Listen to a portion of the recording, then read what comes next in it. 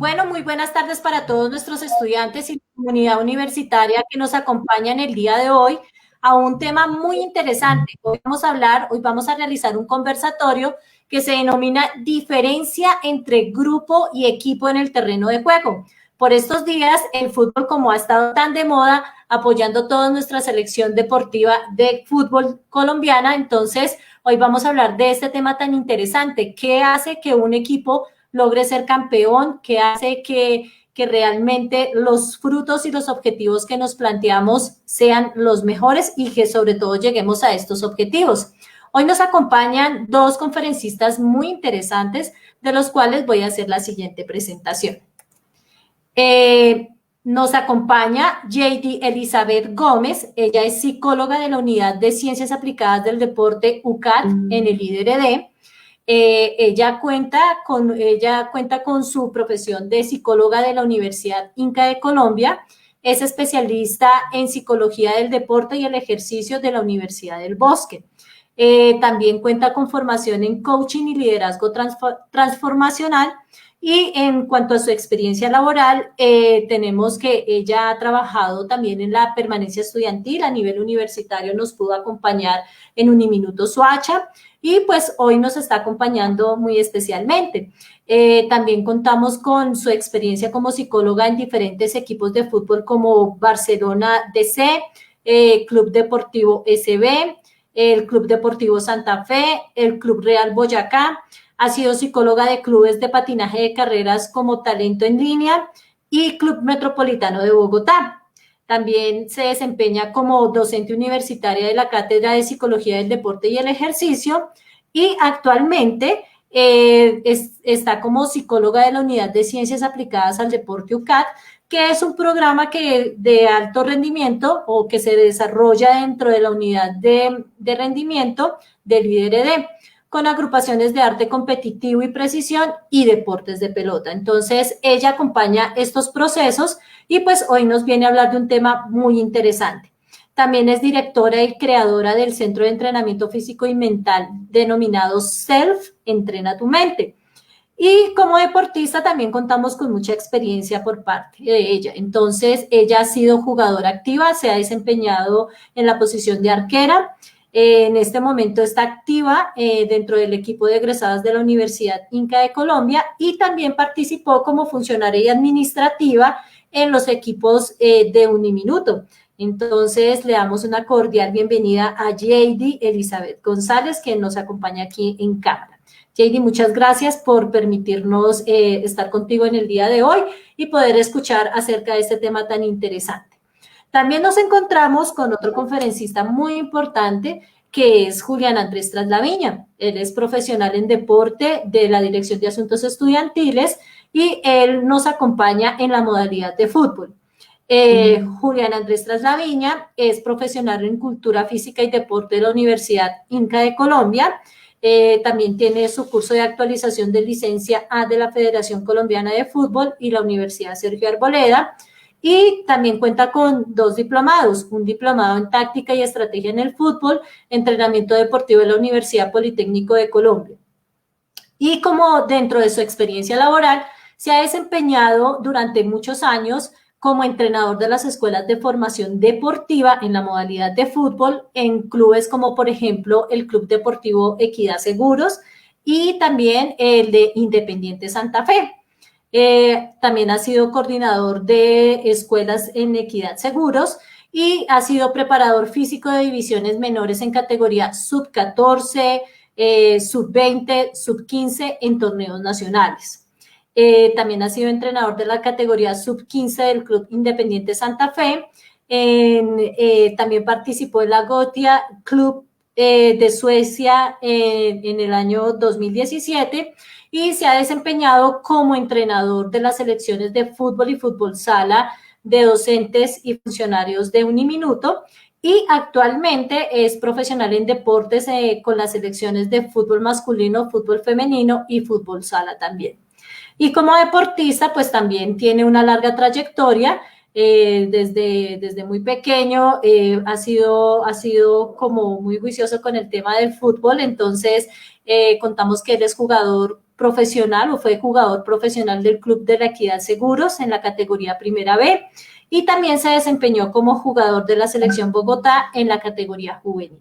Entonces, como ustedes lo pueden apreciar, hoy contamos con dos expertos en la modalidad del fútbol, que es un tema que hoy está muy de moda, sobre todo por nuestra selección Colombia, que ha disputado unos maravillosos y grandiosos partidos. Entonces, hoy vamos a hablar de un tema muy interesante y es acerca de la diferencia entre grupo y equipo. ¿Será que sí hay alguna diferencia y cómo esa diferencia puede marcar algún resultado, cómo puede marcar una tendencia en la posibilidad de ser campeón o no ser campeón? Entonces, bueno, los dejamos en manos de JD, quien hoy nos va a hacer una presentación acerca de cómo realmente vemos este tema y cómo nuestras emociones también influyen dentro del terreno de juego. Entonces, JD, muchas gracias por estar aquí con nosotros, lo mismo Julián Traslaviña, les damos una cordial bienvenida y bueno, vamos a iniciar entonces con este conversatorio. Adelante, JD.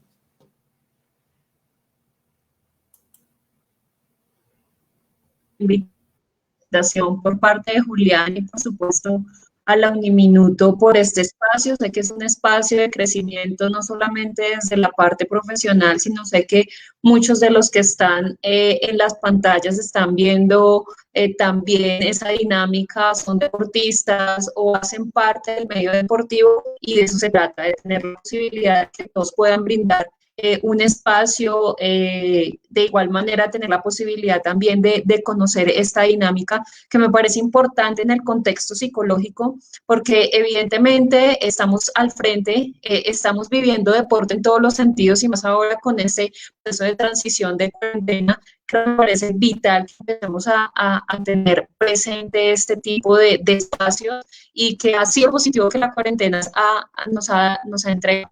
Entonces, tú me dirás, Jani, si comparto presentación.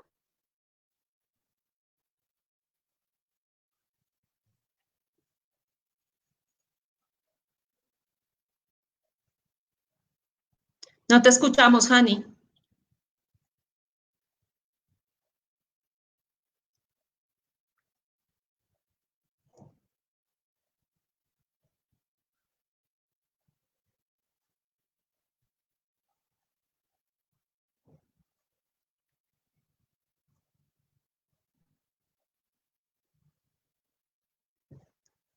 Bueno, yo creo que me voy a permitir entrar en materia, entrar en el tema específico de esa diferenciación que hay entre grupo y equipo. Voy a compartir pantalla.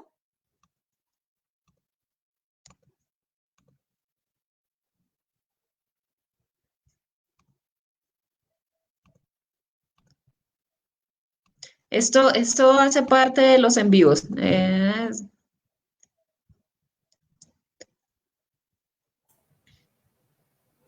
Sí, JD, qué pena contigo, no te pude responder. Sí, efectivamente a veces tenemos como el tema de la conexión, entonces sí, efectivamente es así. Entonces, sí, aquí ya iniciamos con la presentación. Entonces, JD, es todo tuyo, el público que nos acompaña. Ya tenemos 53 asistentes que nos están viendo y que realmente están muy interesados en este tema. Dale, JD, gracias. Bueno, efectivamente, dentro de lo que queremos resaltar un poco es esa diferenciación que se ve en el campo de juego cuando no solamente como espectadores, sino en el caso de Julián, como ese orientador, como ese moderador a este grupo de personas que pueden estar desarrollando en algún punto una actividad. Hoy queremos que ustedes diferencien perfectamente cómo vamos a podernos dar cuenta que hay una diferencia demasiado marcada y que también hay una línea muy delgada. Entonces, evidentemente nosotros todos los seres humanos y desde que hemos nacido somos seres sociales por naturaleza y a medida que nosotros vamos creciendo en nuestras etapas de desarrollo, evidentemente vamos a tener unas características no solamente individuales, sino a nivel colectivo que hacen que se conviertan en una necesidad diversidad. Cuando nosotros hablamos de naturaleza, hablamos no solamente que tiene una funcionalidad, y la funcionalidad está que eso también permite que nosotros como seres humanos empecemos a generar una percepción de nosotros mismos, pero también en esa consolidación de nuestra propia personalidad, pues vamos absorbiendo información que el medio nos empieza a entregar. Precisamente cuando hablamos del colectivo, hablamos también de ese efecto modelador. Muchos de nosotros cuando hemos estado inmersos en grupos y sobre todo cuando estamos iniciando también ese aspecto, no solamente en el colegio, sino cuando queremos iniciar un proceso deportivo, pues genera una característica especial en nosotros y es empezar a generar ese efecto modelador. En las etapas del desarrollo y sobre todo en las etapas deportivas, nosotros tenemos que nuestros niños, a medida que van incorporándose a los grupos, van teniendo un efecto no solamente en su proceso conductual, sino también en su proceso de valores que se empiezan a forjar en las primeras etapas en la vida deportiva. Maslow, y lo quiero resaltar acá porque él nos manifiesta que ese mismo ser social hace que nosotros sintamos esa necesidad de tener pertenencia y afiliación propiamente en algún colectivo. Hoy queremos que ustedes tengan claro cuál es esa diferenciación que existe entre un colectivo, ¿cierto? Entre un grupo y efectivamente, entre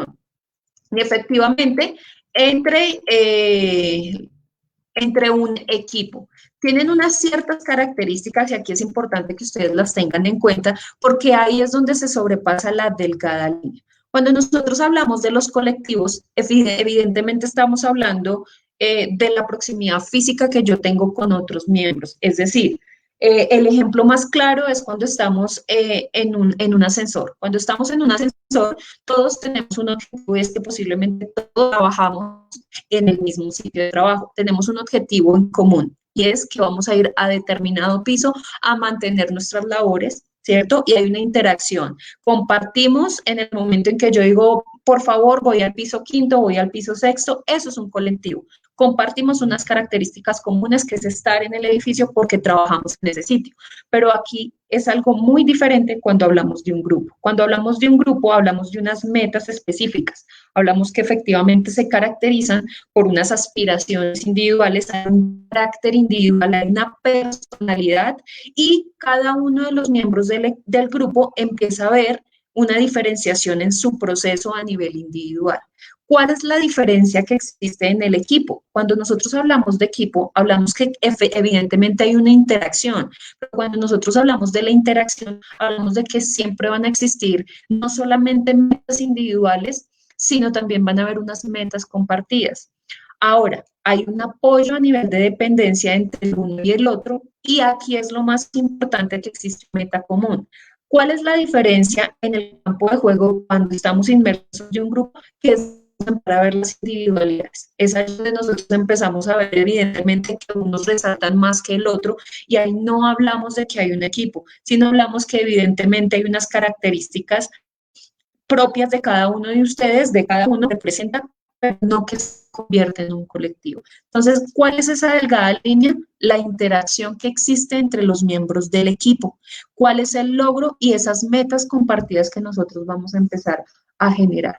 Aquí que es importante que nosotros entendamos que no solamente la única diferencia o característica que puede llegar a permitir. Nosotros a veces creemos, yo creo que en el contexto deportivo, Julián, que ha tenido la posibilidad de estar en ese contexto deportivo, nosotros vemos y en el resultado y cuando tenemos momentos críticos de la competencia, evidentemente vamos a diferenciar cuándo existe un grupo o cuándo existe un equipo.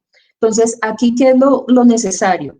El destino común, a pesar de que en el grupo su objetivo es ganar el partido, y puede ser que en el equipo también lo sea, pero ¿qué está haciendo un grupo y qué le está marcando la diferencia en un equipo? Aquí hay que tener mucho cuidado y era lo que yo les decía al inicio, porque cuando nosotros hablamos de esa diferenciación, hablamos de cómo creamos en el equipo ese destino, esa sensación, esos patrones comportamentales que me ayuden a que efectivamente como equipo vamos a consolidar una meta común que no solamente es ganar, sino también es crecer como equipo, es tener una interacción distinta y efectivamente cuando, ¿cómo se ve reflejado en la cancha? En la cancha evidentemente se ve reflejado cuando yo empiezo a ver las individualidades. Pero alguien me puede decir, JD, pero evidentemente en el equipo también se debe existir una individualidad. Claro, cuando nosotros hablamos de equipo también hablamos de la toma de decisiones. Y cuando hablamos de toma de decisiones, hablamos cómo el equipo se diferencia, porque si yo estoy llegando, ¿sí?, al campo contrario, estoy llegando a la portería contraria y me doy cuenta que tengo dos opciones. Evidentemente que yo haga una jugada individual o por el contrario tengo al lado mi compañero que posiblemente como si ganamos, ganamos todos, si hacemos el gol, ganamos todos, no solamente JD como su individualidad, sino efectivamente es donde yo empiezo a tomar la decisión y empiezo a tomar la decisión de que si evidentemente o hago una jugada individual, teniendo la salvedad de que me puedo equivocar, o por el contrario hago una jugada colectiva donde evidentemente vamos a ganar todos los miembros del equipo. Entonces, si ustedes se dan cuenta, la delgada línea es muy pequeña, a pesar de que en un equipo existen personalidades, existen individualidades, existen características, existen todo este tipo de aspectos, la identidad colectiva que se genera en un equipo es completamente así, más llamativa y más cohesionada. Entonces, a mí me gustaría en algún punto, por ejemplo, preguntarle a Julián si en algún punto en su experiencia ha podido identificar efectivamente que ha tenido grupos o que ha tenido equipos de trabajo o equipos deportivos. Bueno, buenas tardes. Gracias por la invitación, JD, a ti, gracias por acompañarnos.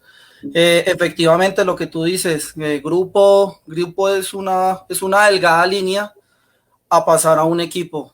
Tú como tú lo decías, uno como orientador o como entrenador, uno siempre recibe un grupo. Uno recibe un grupo porque uno mira las diferentes, el miembro de manera individual. Y tú tienes que tratar que ese miembro de manera individual cohesione como un equipo y puedan tener todos un fin en común. Me pasó en el año 2010 en un torneo que me asignaron cuando era entrenador de la Escuela de Equidad Seguros. Me dijeron, Julián, tome este grupo, arme este grupo, me dijeron, arme este grupo de diferentes categorías, las mismas edades obviamente, pero pues imagínate tú, eso sacaron 5 chicos de un grupo, 5 grupos de otro chico, 5 chicos de otro grupo, entonces pues las personalidades y ellos venían acostumbrados a otro ritmo de trabajo, entonces fue difícil y más porque pues teníamos solo 2 meses de trabajo para poder llegar al objetivo que era poder, como nosotros decimos, levantar la copa. Fue un trabajo muy arduo, fue un trabajo donde fueron muchas sesiones de entrenamiento, donde primero que todo yo miro la persona, tengo que conocer a la persona, tengo que conocer al chico para poder saber dónde lo puedo poner, en dónde nos puede ayudar, qué talento le puedo explotar yo a ese chico para que nos pueda sumar y nos pueda dar un apoyo para poder lograr ese equipo como tal. Eso fue en el año 2010, en el torneo La Gaitana, me acuerdo tanto, que no llegamos ni como favoritos, llegamos como nosotros decimos, como la Cenicienta, pero el objetivo claro que ellos tenían, que los chicos tenían cuando yo los cogí, era ser campeones. Yo les preguntaba, ¿ustedes qué quieren ser? Profe, ser campeones. Pero para ser campeones no solo decirlo, para ser campeones hay que trabajar, para ser campeones hay que ser una familia, hay que saber qué siente mi compañero, qué quiere mi compañero, cómo me muevo dentro de la cancha, qué tengo que hacer yo si mi compañero llega a perder una pelota o llega a fallar en su en su función que le da uno como entrenador. Entonces ellos supieron entender eso pasando los partidos y pues logramos llegar a la final y yo les dije, esto es de ustedes, hijos, esto es de ustedes lucharon, pelearon para poder llegar a estas instancias. De aquí en adelante, esto ustedes lo tienen que solucionar adentro. Entonces fue algo muy bonito, fue una experiencia que nunca voy a olvidar como entrenador, y más porque fueron de las primeras experiencias que tuve como entrenador. Y nada, por eso tú dices que grupo y equipo, la delgada línea. Entonces, pues ahí yo quiero hacerte como una pregunta como tal, de cómo uno como equipo puede revertir un marcador adverso o un partido en el cual uno vaya perdiendo y el chico se me salga del partido, pero tiene ganas de sacarlo adelante, pero no va a poder. O sí puede, pero pues no sé, me gustaría que nos sacaras como de esa duda como tal. Evidentemente, mira, para responderte esta pregunta y contextualizando un poco lo que tú acabas de decir, todos los equipos deportivos o mantener un equipo cohesionado empieza como grupo, pero de ahí depende hacia dónde va evolucionando. Entonces, cuando tú me hablas de cómo se revierte un marcador, la interacción de los miembros del equipo y qué tan cohesionados lleguen a estar o lleguen a estar esos deportistas dentro del equipo, son capaces de en segundos revertir un marcador. ¿Por qué? Porque si yo me conozco con mi compañero, si yo tengo la capacidad de comunicación de manera efectiva durante un partido, yo soy capaz de conocer completamente las fortalezas de mis compañeros. Pero ¿qué es lo que sucede? Y cuando nosotros hablamos de revertir los momentos críticos de la competencia, hablamos de cómo los convertimos en positivos, pero es que el convertir lo positivo es como este equipo es capaz de transformarlo. Evidentemente eso en un grupo no pasa.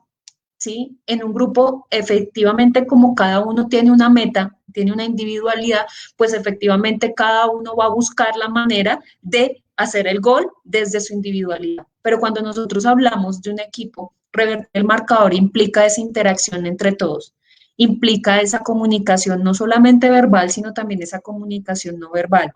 Y me das, por ejemplo, el punto de partida, Julián, para darnos cuenta que efectivamente cuando nosotros hablamos de revertir esos marcadores es cuando somos capaces de hacer una inteligencia colectiva y sobre todo realizar pensamientos tácticos en momentos difíciles de la competencia. Eso no solamente son características colectivas, sino aquí también voy a hablar un poco de esas características individuales que deben tener los deportistas. Si bien es cierto, uno como equipo y en la psicología del deporte cuando trabaja con grupos y con equipos deportivos, trabaja cohesión, trabaja todos los parámetros de un equipo. Si bien es cierto, también a veces debemos trabajar desde la individualidad para conocer a ese ser humano que está detrás de esa camiseta o de ese balón. Entonces, cuando nosotros hablamos de revertir un marcador, significa que debemos creer que hay un todo. Cuando ustedes como equipo y todos los equipos a nivel universitario tienen la capacidad de darse cuenta que ellos son un todo, que cada uno y cada parte, ¿sí? Cada grupo no, cada jugador hace parte de ese todo, se va a dar cuenta que posiblemente su forma de ser, su personalidad. Y para, por ejemplo, nombrar un poco a Sergio Andrés, que lo manifestó hace un momento, y es que él no lo llamaba individualidad, sino lo llamaba como un rol, una función. Esa es la gran diferencia entre un equipo. Cuando tú identificas tus roles, pero tu rol no es un rol de creerte superior a los demás, sino cuando crees que todos son capaces de sumar y todos son capaces de entregar todo de sí, efectivamente vamos a poder revertir un marcador.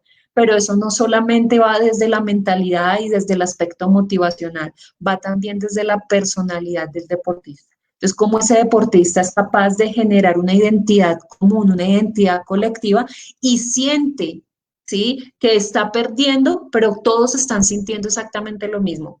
Pero cometieron el error o pasó la situación de adversidad y toman la decisión de generar un cambio, pero generar el cambio no puede ser un solo jugador. Cuando hablamos de un grupo, va a ser un solo jugador. Pero cuando hablamos de un colectivo, de un equipo, nos vamos a dar cuenta que aquí, y esta frase me gusta mucho, que el todo es más que la suma de sus partes. Cuando empezamos a ver al equipo como un todo, nos vamos a dar cuenta que efectivamente vamos a poder revertir un marcador. De lo contrario, si tú vas a tener jugadores, y esto pasa mucho en el fútbol, vemos en los subgrupos, ¿no? El grupo de tales, de los más antiguos, los que llegan los nuevos, los que no se adaptan. Por ejemplo, en el contexto universitario eso pasa mucho. Semestre a semestre llegan nuevos deportistas y esos deportistas deben generar una lectura de la dinámica que existe en el equipo para él empezar a aportarle esa dinámica. Pero efectivamente cuando tú no te das cuenta que hay una dinámica y no te quieres involucrar, pues efectivamente tú simplemente te vas a convertir en alguien que hace parte de un grupo del equipo de fútbol sala de la Uniminuto, del equipo de fútbol sala de la Rosario, de la Javeriana, de cualquier, y vas a ir a entrenar, tienes un objetivo común, vas a ir a entrenar, pero cuando tú realmente empiezas a sentir la camiseta y empiezas a tener ese sentido de pertenencia por el equipo, es allí donde tú te vas a empezar a dar cuenta que ante las adversidades no va a haber un equipo que pueda pararlos a ustedes, ¿sí? Y ahí es donde tenemos que empezar a entender. No sé si tú quieras hacer algún comentario con respecto a esta frase, porque me parece que es muy diciente, Julián, es demasiado diciente y creo que en algún punto creo que te lo escuché, se las decías a tu equipo.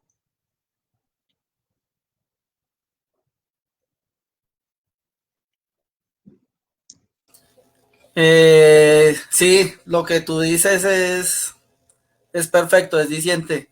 Cuando se cohesionan todos, que es muy difícil a veces, es muy difícil a veces poder cohesionar 20 cabezas diferentes o 20 personalidades diferentes, es muy difícil, pero cuando se llega a ese punto, las cosas van a funcionar por sí solas, y donde va a haber ese respeto, ese cariño, esa familia, como yo le digo a mis equipos deben ser primero familia, porque si no hay eso, pues es difícil. Cada quien, cada quien jalando para un lado diferente. Tú dices que en la parte individual, si no se cohesiona colectivamente, no va a funcionar nunca. Nunca va a funcionar, nunca, nunca. Es casi imposible. Tú depender de un solo jugador, porque como decimos nosotros, que centre y cabecee al tiempo y haga gol, difícil, difícil. Eso en el fútbol, difícil. Lo digo en mi campo de experticia. Y pues quiero contar una anécdota que a mí me pasó y pues también fue como universitario, ya tiempito. Eh, yo entré en el 2004 a la universidad y pues como todo jugador quiere, quiere entrar a su equipo de la universidad, a su alma mater, a representarla, a sacarla adelante. Pero en ese tiempo éramos jugadores que veníamos con mucha experiencia porque también venían de Santa Fe, de Millonarios, de jugar fútbol profesional también. Entonces todos queríamos ser líderes, todos queríamos hacer todo, pero lo que te estaba diciendo, individualmente todos jalaban para un mismo, para lados diferentes y nunca no pudimos lograr en esos 2 años una cohesión de grupo hasta que llegó el momento y nuestro profesor nos dijo o se juntan todos o nunca vamos a lograr nada. Y pues la verdad nosotros que éramos los mayores del equipo pues supimos y entendimos eso, que si uníamos nuestro liderazgo para un bien o un final feliz, pues lograríamos grandes cosas. Y fue así. El profe nos dijo, sigan ustedes este camino, pero como equipo, como grupo no, como equipo. Y lo entendimos y logramos ser campeones del torneo Ascun, que es donde todo universitario pues se siente agradable eso, ¿no? y pues que uno marca una historia en su alma mater. Y fueron 3 años fenomenales donde fuimos campeones regionales, fuimos a torneos nacional de Ascun, entonces supimos entender eso y logramos esa cohesión que tanto buscábamos y logramos ser un equipo. Tú hablas perfectamente algo y es la mentalidad colectiva. Cuando nosotros hablamos de la mentalidad colectiva y hablamos también de algo que en términos de los jugadores es el ego o el delirio de superioridad, ¿cierto? Cuando eso existe en el campo de juego y cuando eso existe evidentemente en una competencia, pesa muchísimo en la dinámica de equipo.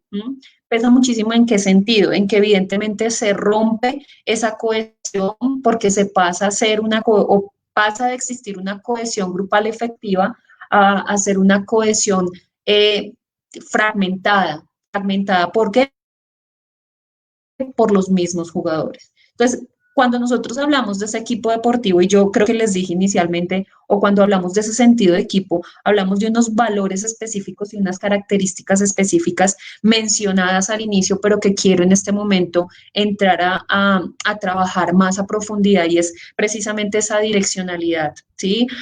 Alguien lo decía en el chat en este momento, y es el mismo objetivo. Cuando nosotros empezamos a crear consensos, crear acuerdos entre los 12, los 5, los 20 deportistas que están y que van a estar dentro y fuera de la cancha, porque aquí los deportistas que están también en el banco esperando a ser sustituidos también son igual de importantes, porque aquí hay algo que se debe tener en cuenta, y es que debe existir una confianza de equipo.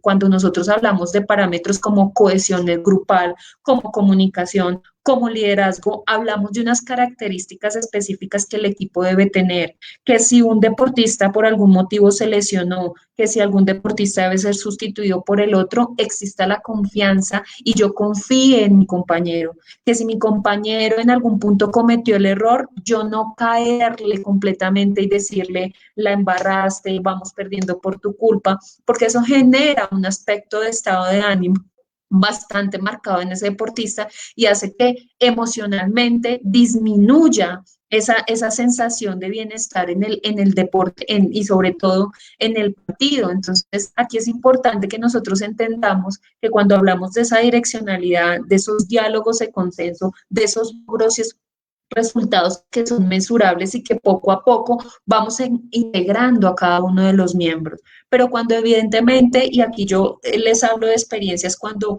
nosotros vamos a La Morena, bueno, íbamos en ese entonces, o cuando vamos a un coliseo y evidentemente hacemos un trabajo observacional, encontramos, por ejemplo, que evidentemente hay universidades que uno percibe y los jugadores están por un lado, otros están por el otro, otros están por el otro, y cuando nosotros hablamos de un equipo es hasta tareas tan sencillas como cambiémonos juntos, como calentemos juntos, como que evidentemente todos vamos hacia una misma dirección, todos vamos frente a esa direccionalidad, pero también aquí que es importante, y es que cuando hablamos de esa direccionalidad, no solamente hablamos de esa comunicación vertical que debe existir con mi compañero, ¿cierto? Con mi par, sino también de esa comunicación que debe existir entre el entrenador, entre los directivos, evidentemente, pero que no sea también direccionada bajo una autoridad, sino también desde un liderazgo. Ustedes como entrenadores hacen parte de líderes sociales que aportan a esa dinámica y generan un análisis desde afuera para generar ese liderazgo de tarea que se debe enfocar dentro del juego, que a veces esa tarea la olvidamos, a veces esa direccionalidad no se da. Entonces, cuando nosotros hablamos, por ejemplo, de realizar esa tarea y de potencializarnos como equipo, hay muchas personas que la derrota la ven como algo malo. Yo aquí traigo, y creo que esta frase las conocemos todos, y aquí es perder es ganar un poco. Y efectivamente, cuando ustedes como equipo se dan cuenta que pueden ganar cuando hay una derrota, es porque evidentemente algo falló, pero que no falló uno, falló todo el equipo. Entonces, aquí es donde nosotros tenemos que empezar a generar esos roles. Si bien es cierto, en el campo de juego y si hablamos del fútbol, hablamos de unos roles específicos y unas funciones que determinan cada una de mis posiciones, pero cuando nosotros hablamos de equipo, también hablamos de que yo como jugador tengo esa capacidad de poder ayudarle al otro, de que si ese otro se lesionó y quedamos con inferioridad numérica, no se vea el bache. En un grupo eso sí pasa, en un equipo eso no se ve. No se ve porque la dinámica del juego es tal, hay una interacción tan cohesionada que evidentemente la tarea se cumple a cabalidad. Entonces son esas cosas que nosotros debemos empezar a generar, esa competencia y ese desarrollo potencial en la hora de comprender y leer el partido, pero no solamente leer al rival, sino también leerse a ustedes mismos como equipo. Aquí hay algo que me parece importante también y son situaciones que creo que me parece importante resaltar y es cuando empiezo a pelear con el otro dentro del campo de juego. Cuando ustedes pelean, ¿sí? Entre ustedes, le están regalando jugadores al otro equipo. Y al regalarle jugadores al otro equipo, ¿qué está permitiendo eso? Que se vean divididos, que no exista un equipo, que exista simplemente un grupo. Entonces, aquí la importancia de cómo también el liderazgo, y aquí también es importantísimo y es el líder no es solamente uno, son los 11, los 12, los 15, los 20 que están dentro del equipo, son líderes potenciales.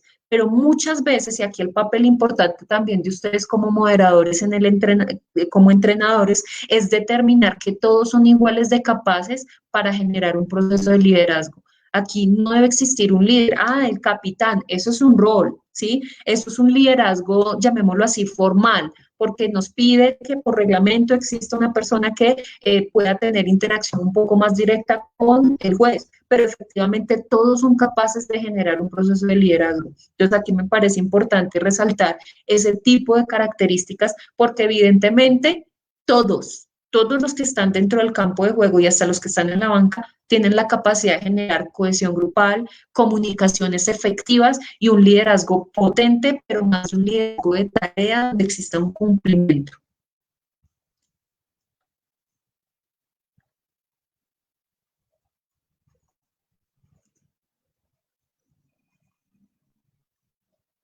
No sé, Julián, si tengas algún comentario o alguna pregunta en relación a, evidentemente, los procesos de liderazgo que tenemos nosotros cuando estamos en la cancha. ¿Cómo has vivenciado, por ejemplo, este rol de capitán en el campo de juego y con los capitanes que tú has tenido? O si, evidentemente, tú ves un liderazgo potencial en todos los miembros de tus equipos. Pues totalmente de acuerdo contigo con todo lo que acabas de mencionar, pero lo que tú dices, para mí no solo tiene que existir un líder, tienen que haber 2, 3, 4, si son los 18 jugadores que uno tiene en su plantilla, 22, 25, etcétera, que todos sean líderes, sería fantástico, que siempre va a haber uno que va a resaltar, sí, que es el que decimos que es el capitán, pero cuando tú llegas a encontrar esa cohesión de grupo, donde todos quieren jalar para el mismo lado, donde todos tienen el mismo objetivo, tú te das cuenta de que estás haciendo tu trabajo bien y que en algún momento del torneo o de la vida, se te van a dar las cosas. Entonces nada, perfecta tu explicación y pues habían preguntado en el chat de eso, pero entonces yo creo que ya está más que resuelto la inquietud que ellos tenían en cuanto a eso de cómo identificar los líderes positivos dentro y fuera del campo de juego. Evidentemente hay unas características especiales en los líderes, ¿no? Y aquí creo que en la cancha a veces recuerdo esas situaciones y esos momentos críticos de la competencia.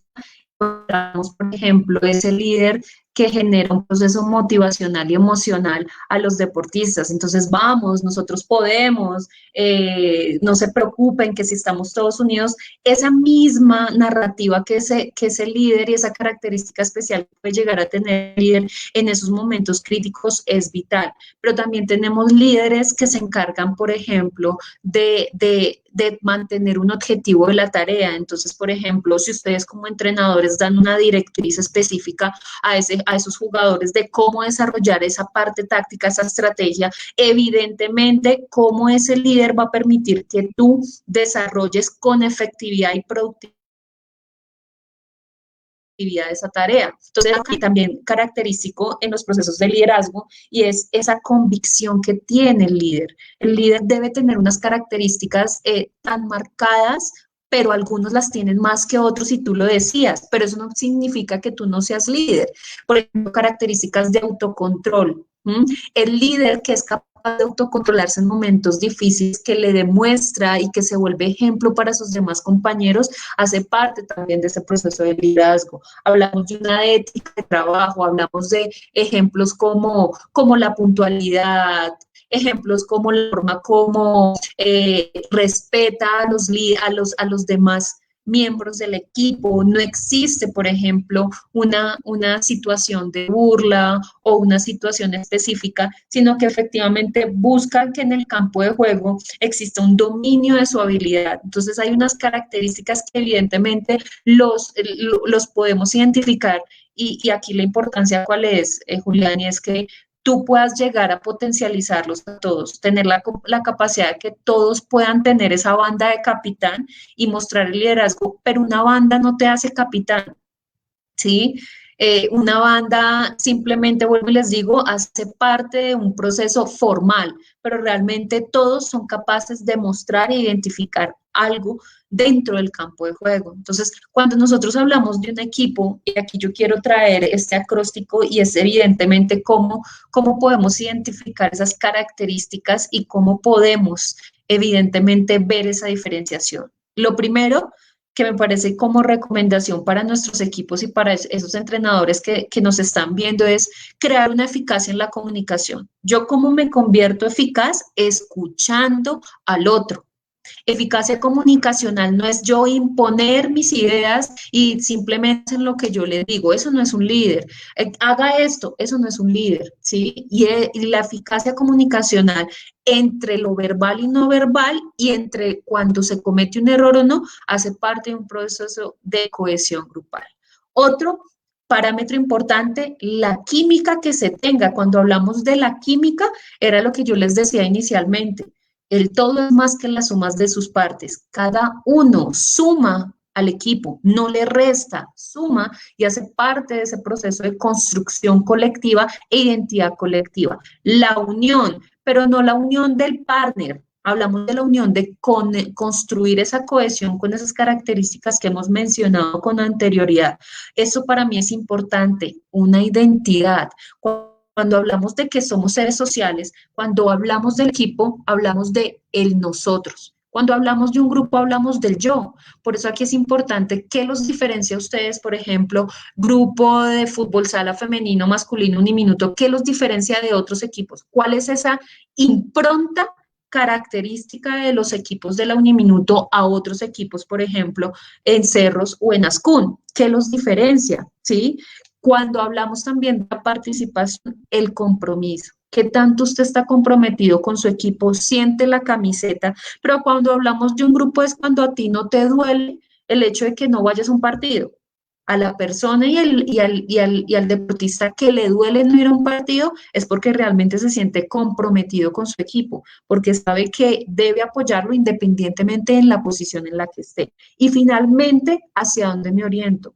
¿Cómo ustedes como equipo pueden llegar a inspirar a cualquier miembro del equipo, sea nuevo o sea antiguo, en un liderazgo?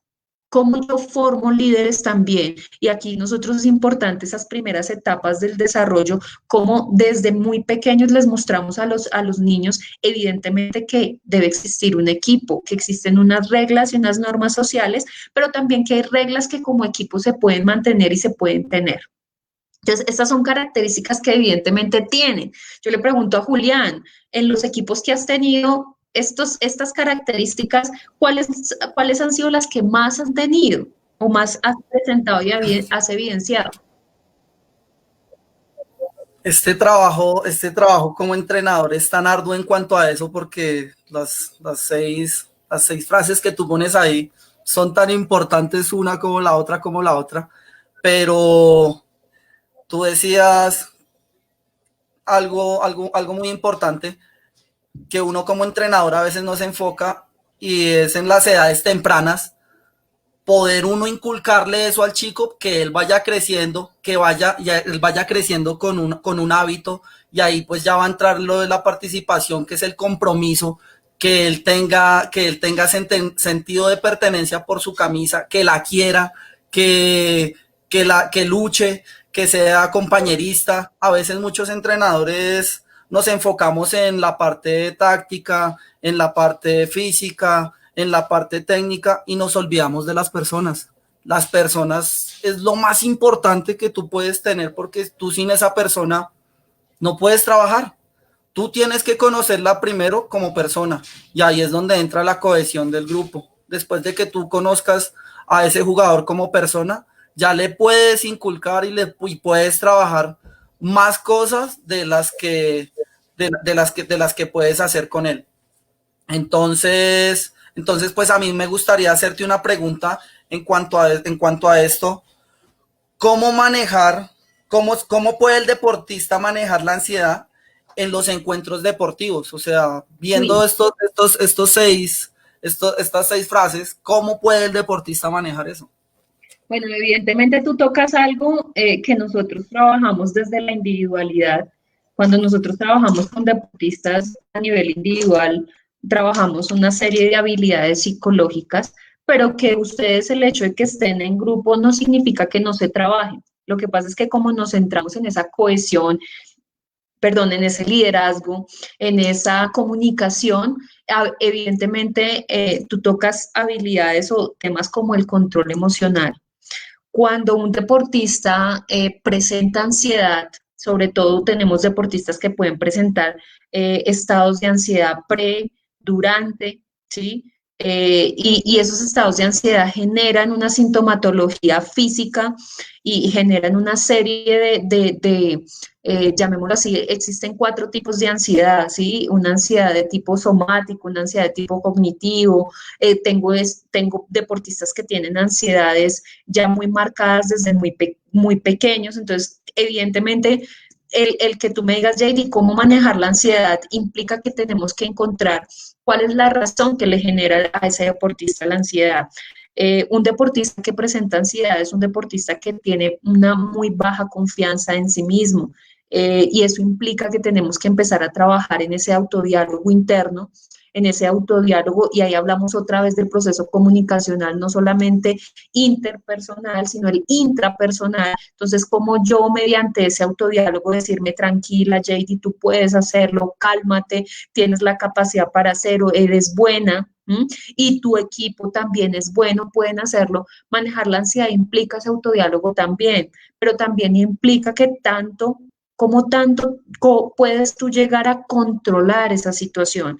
Nosotros tenemos deportistas que hay diferentes, llamémoslo así, signos de ansiedad, como los son, por ejemplo, pueden presentar vómito, durante la primera semana pueden presentar alteración en el sueño. Entonces, a veces es identificar qué está sucediendo. Hay algo que muchos psicólogos del deporte, aquí quiero hacer una aclaración importante, y es que en el medio se ha popularizado algo que se llama el coaching, y cualquier persona está en la capacidad de hacerlo. Y esto hay que tener mucho cuidado porque hay que tener el conocimiento previo para hacerlo. No solamente con desarrollar un curso o con aplicar alguna técnica va a permitir que yo le ayude a ese deportista a generar. Esto es de un proceso, ¿sí? Tú me hablas de cómo podríamos manejar esa ansiedad, pues aquí evidentemente trabajamos diferentes cosas que creo que ustedes han podido vivenciarlo y los que estén en el medio deportivo lo han vivenciado, y es que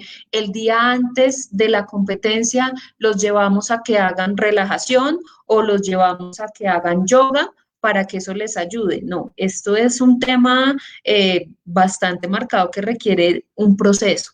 Entonces, sí, evidentemente la relajación funciona, pero también hay que saberla utilizar, hay que saber el cómo, el cuándo utilizarla, el control respiratorio. Nosotros tenemos ritmos respiratorios que permiten que nosotros controlemos ese aumento de nuestra frecuencia cardíaca cuando nos sentimos ansiosos, porque evidentemente hay un aumento y eso hace que nosotros tengamos un bloqueo cognitivo. Al tener un bloqueo cognitivo, evidentemente no vamos a tomar buenas decisiones. Entonces, si tú tienes la capacidad, por ejemplo, de darte cuenta que un deportista está presentando algún tipo de ansiedad, la invitación que se le hace a ese deportista es controle los pensamientos que se están viniendo a su cabeza. Normalmente, ¿cuáles son esos pensamientos que se vienen a su mente? Yo no puedo hacerlo, voy a cometer errores, la voy a embarrar, no le voy a aportar lo suficiente. Y evidentemente, como entro esa ansiedad cognitiva de preocupaciones excesivas, pues voy a llegar a la competencia, voy a entrar a jugar y tengo deportistas que cuando entran y empieza el partido, finaliza, ¿sí? Porque ya sienten y se sienten en una zona cómodos. Pero tengo deportistas que evidentemente como no lo saben manejar, se dejan llevar. Entonces es el deportista en tu caso que comete errores, es el deportista que en algún punto la embarra, no entrega un pase bien y hasta en ocasiones se convierte en una posibilidad de opción de gol para el contrincante. Entonces yo puedo en algún punto llegar a regalarle un jugador al otro, a los oponentes y aquí hay que tener mucho cuidado. La invitación que yo les haría acá es a empezar un proceso si son un deportista o si son deportistas que presentan algún tipo de dificultades o de manejo de emociones desagradables o del manejo de ansiedad, empezarla a trabajar. Empiecen con ese autodiálogo. El autodiálogo les va a ser muy funcional en ese aspecto. Yo creo que ya voy a decir dos cositas para finalizar. La primera es la diferenciación entre el establecimiento de objetivos como deporte individual o como grupo a un establecimiento de objetivos cuando hablamos de un equipo. Cuando nosotros hablamos de un equipo, hablamos de que deben existir unas metas que se han generado de cada uno, ¿cierto? De cada uno de los miembros del equipo, pero se va direccionando desde esa parte personal y desde esa parte deportiva, es decir, ¿qué le voy a aportar yo a mi equipo para lograr ese objetivo? Pero finalmente, después de haber hecho esa parte individual, vamos a empezar a generar metas de equipo y las vamos a establecer todos los miembros del equipo para tener un objetivo colectivo y un objetivo donde cada uno de los miembros del equipo va a aportarle. Esa es la gran diferencia. Cuando yo trabajo con un deportista individual, yo le manejo desde su individualidad objetivos de tarea u objetivos de resultado. Pero aquí es importante entender que cuando vamos a hablar de un equipo, yo debo tener un objetivo. Creo que al inicio alguien lo dijo, el objetivo que me va a llevar a que podamos lograr. Muchos pueden ser objetivos de tarea, como lo mencioné anteriormente, u objetivos de resultado. Y ya para finalizar un poco, quiero dejarles a manera de conclusión estos dos gráficos y estas 7 diferencias de grupo versus equipo y cómo se ven afectados dentro del campo de juego. Cuando nosotros hablamos del grupo, hablamos de actitud pasiva de cada uno de los miembros del equipo, del grupo, es decir, las personas que están y dentro del grupo. Si bien es cierto, tienen una dirección, como lo ven ustedes en la gráfica, pero hay una actitud pasiva, no son tan dinámicas. Miren la diferencia entre un equipo. Hay una contribución, hay una proactividad entre todos los miembros, no solamente uno. Como en el grupo yo voy direccionado y yo voy a ir a hacer mi tarea y ya yo no me comunico con el otro, en el equipo sí. Entonces la invitación aquí es que si ustedes tienen equipos de trabajo, empiecen a que sus deportistas se conozcan unos a los otros. Esa es la primera etapa. Cuando usted se conoce y conoce las fortalezas y las debilidades del otro, usted muy posiblemente dentro del campo de juego va a poder desarrollar una dinámica grupal y va a tener un objetivo y un resultado adecuado. El grupo individualismo, el equipo interdependencia, ¿cierto? ¿Cómo yo puedo generar un apoyo con el otro? En el tercero, en el grupo, la confianza es un accesorio. En el equipo, la confianza es el pilar fundamental y alguien lo dijo en el chat, es fundamental. En el cuarto, se compite, en el grupo se compite y se busca destacarse en otros. En el equipo se coopera y se busca pertenecer al equipo, hacer parte, sentir la camiseta. En el quinto, el grupo, cuando existen los conflictos, lo que hace es que se evitan para proteger nuestra tarea, el objetivo que queremos cumplir. Pero en el caso del equipo, los conflictos se afrontan y se resuelven con el equipo para que se conviertan y sean mucho más sólidos en el momento, tanto en el campo de juego como fuera de él. La cohesión grupal no solamente es adentro, también es afuera, cómo se cohesionan. Y sexto, se limita la aportación de las ideas y empieza la crítica. Entonces, cuando existe eso en el grupo, es decir, cuando yo no aporto, dudo en aportar, pues obviamente van a existir las críticas, pero en el equipo, independientemente sea una idea cual sea, se potencializa ese aporte que le dio cada uno y se hacen sugerencias de mejora. Ojo, en el equipo, en el grupo se busca no perder, ¿sí? El foco está en que no perdamos para que no nos desviemos de la tarea que tenemos que desarrollar. En el equipo, el foco no solamente está en ganar, sino también está en aprender. ¿Qué tanto aprendemos nosotros de los demás? ¿Sí? ¿Qué tanto creemos que el otro es capaz de hacer?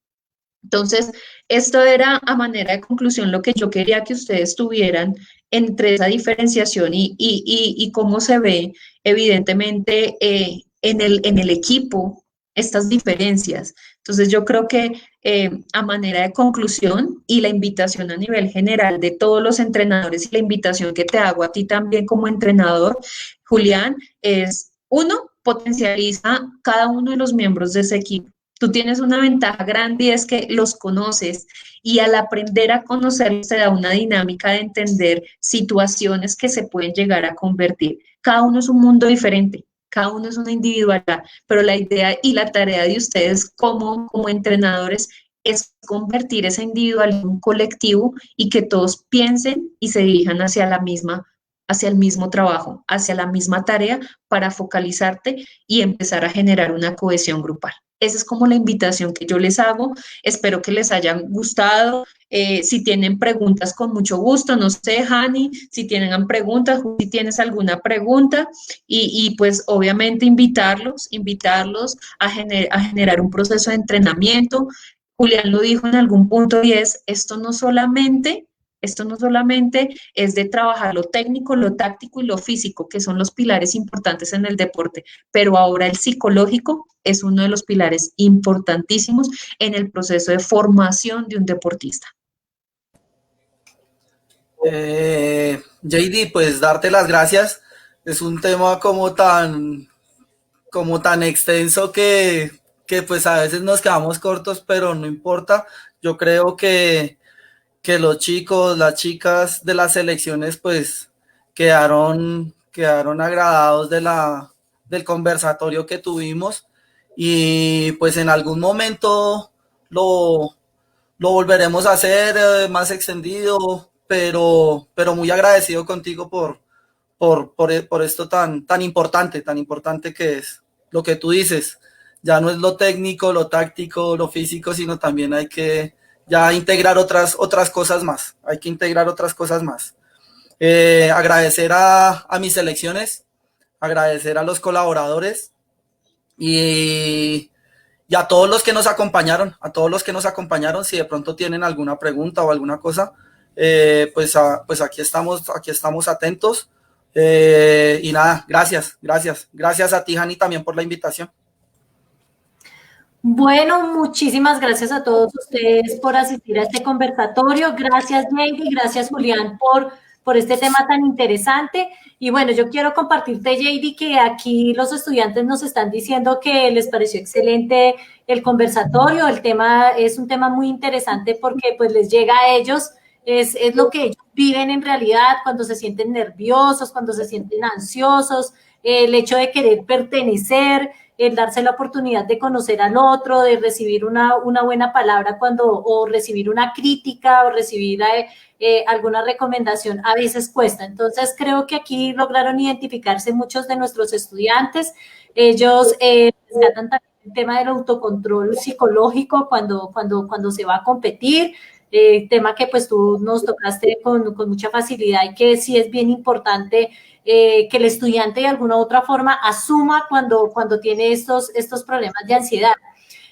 También, pues, esto me siento muy orgullosa de los equipos que tenemos en Uniminuto, porque realmente nuestros equipos se visualizan como una familia y realmente el sinónimo de equipo también tiene que ver con ese sinónimo de familia. En una familia se resuelven los conflictos, en una familia se reconocen muchas de nuestras cualidades, de nuestros defectos y también, también se asumen como esas adversidades y los triunfos, se comparten tanto los triunfos como las derrotas y se sigue adelante. Entonces, eso es algo que yo destaco mucho de nuestros equipos en todas las modalidades deportivas que tenemos en Uniminuto, sede principal Calle 80, y es algo que orgullosamente lo hemos desarrollado a través del tiempo con nuestros profesionales en deporte.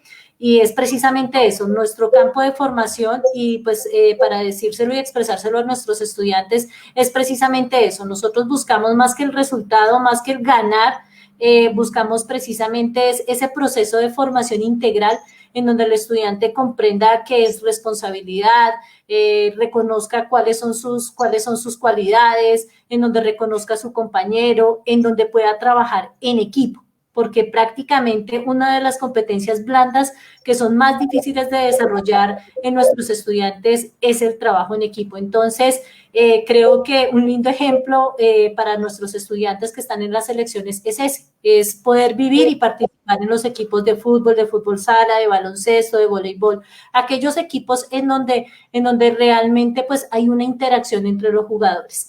Entonces, a todos darles las gracias por su participación, por pues, escuchar este conversatorio que realmente da para muchos temas más adelante y sobre todo para trabajar al interior de nuestro equipo. Cómo ser un mejor equipo y cómo no visualizarnos como un grupo, porque me parece que es ideal el tema de la individualidad. Hay personas que sí cuentan con unas cualidades específicas y gracias a esas cualidades específicas a veces se obtienen resultados. Sin embargo, esto no necesariamente es lo mejor para el equipo. Lo mejor para el equipo es verse y considerarse como equipo. Entonces, muchísimas gracias, JD, gracias, Julián. Y bueno, muchísimas gracias, mis queridos y estimados estudiantes, profesores, administrativos que nos acompañaron en el día de hoy. Por favor, recuerden llenar el link de asistencia y de evaluar esta actividad. Muchas gracias a todos y muchas bendiciones. Gracias.